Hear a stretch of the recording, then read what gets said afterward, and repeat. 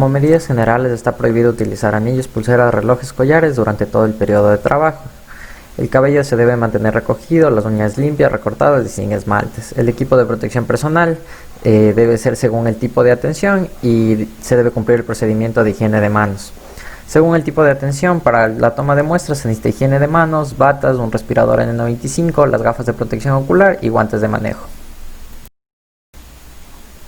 En cuanto al lavado de manos, es importante tener en cuenta dos momentos: el uno antes de realizar una tarea séptica con el fin de impedir la transmisión de gérmenes por inoculación, y el otro después de tener contacto con fluidos corporales para evitar la contaminación del personal y el entorno sanitario y una potencial propagación de un germen patógeno. Consideraciones generales en la toma de muestra. Debemos entender que todas las muestras receptadas en el laboratorio deben considerarse potencialmente infecciosas, por lo cual se debe recibir formación sobre prácticas de manipulación seguras y procedimientos de descontaminación de derrames.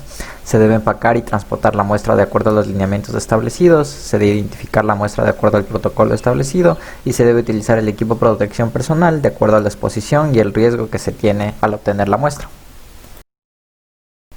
En cuanto a los exámenes indicados en la paciente con vómito y diarrea, podemos realizar una biometría hemática, una química sanguínea básica y un examen de heces. En la biometría hemática tenemos en la preanalítica que esta no requiere de ayuno previo. Vamos a necesitar un tubo lila con EDTA y el volumen requerido es 4 milímetros y las inversiones son de 8 a 10. ¿Qué vamos a ver en esta biometría hemática? Serie roja con todos los parámetros hematimétricos, la serie blanca y plaquetas. En cuanto a la química sanguínea, en la preanalítica vamos a necesitar un ayuno de 8 a 12 horas como preferencia. Se debe suprimir el ejercicio intenso 48 horas antes y vamos a requerir un tubo de tapa roja sin anticoagulante.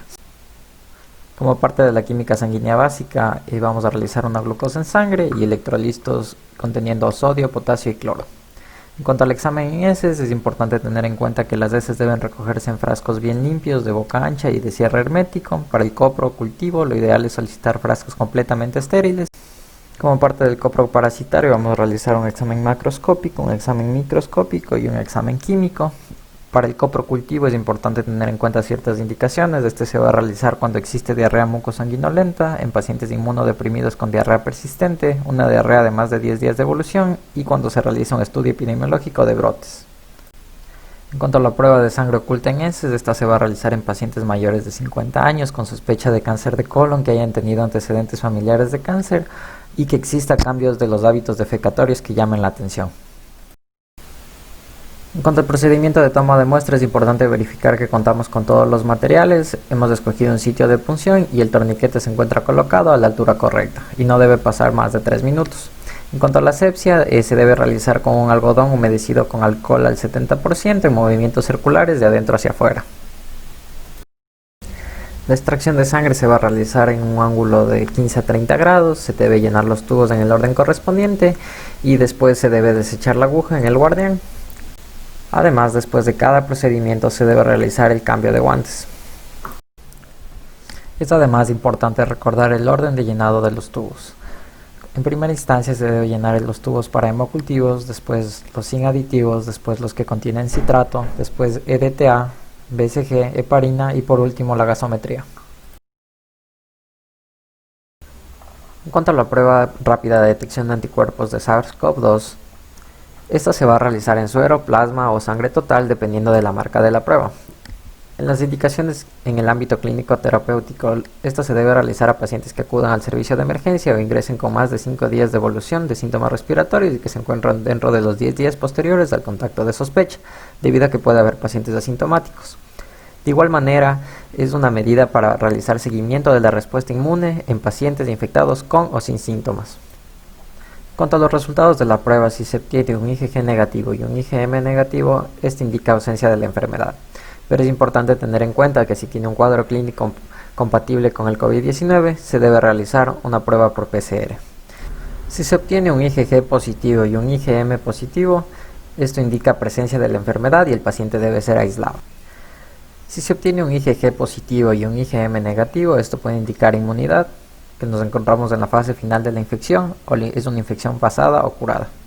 Un paciente con este resultado puede requerir de una prueba molecular para poder indicar si el paciente puede o no seguir infectando a otras personas.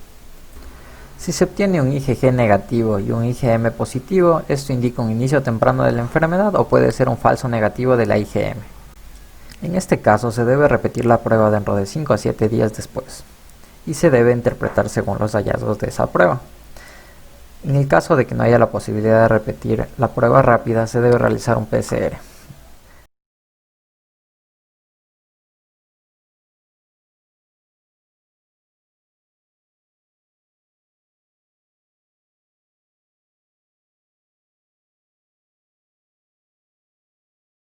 Generales de bioseguridad.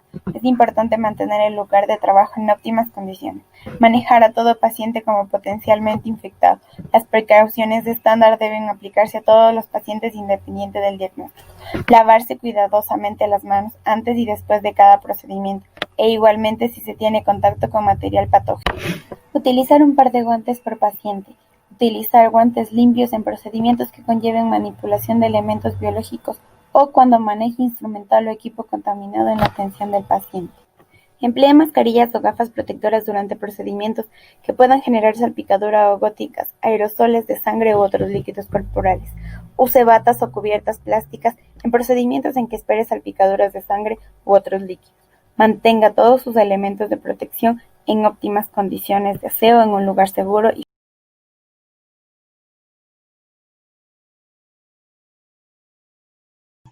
La seguridad en la administración de medicamentos es un proceso en el cual se dispone de un área de trabajo limpia para la provisión, preparación y administración de medicamentos, que depende de una serie de decisiones y acciones relacionadas entre sí con la participación de profesionales y los propios pacientes.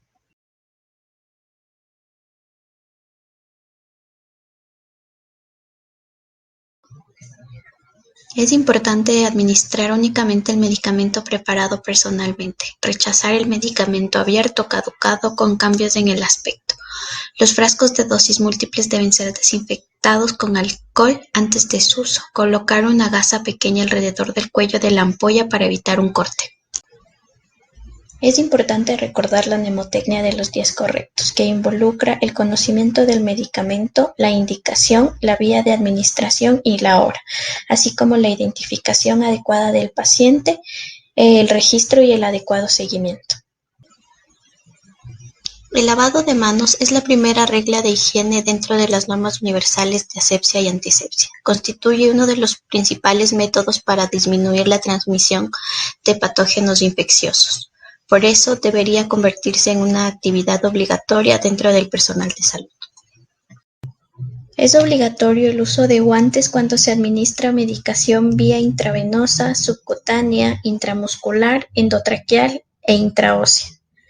No es necesario el uso de guantes, siendo suficiente la higiene de manos cuando se administra medicación vía oral o en el ajuste de fluidoterapia intravenosa.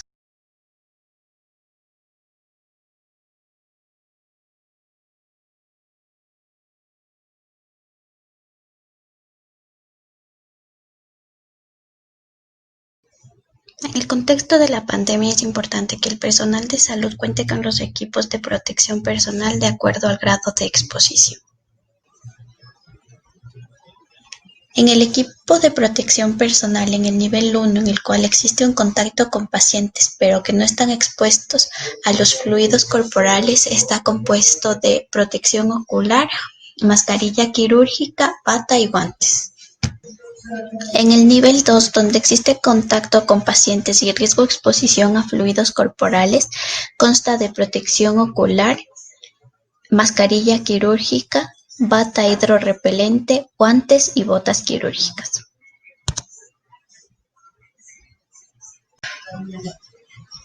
En el nivel 3, consta de máscara facial, protección ocular, mascarilla N95, bata hidrorrepelente, guantes y botas.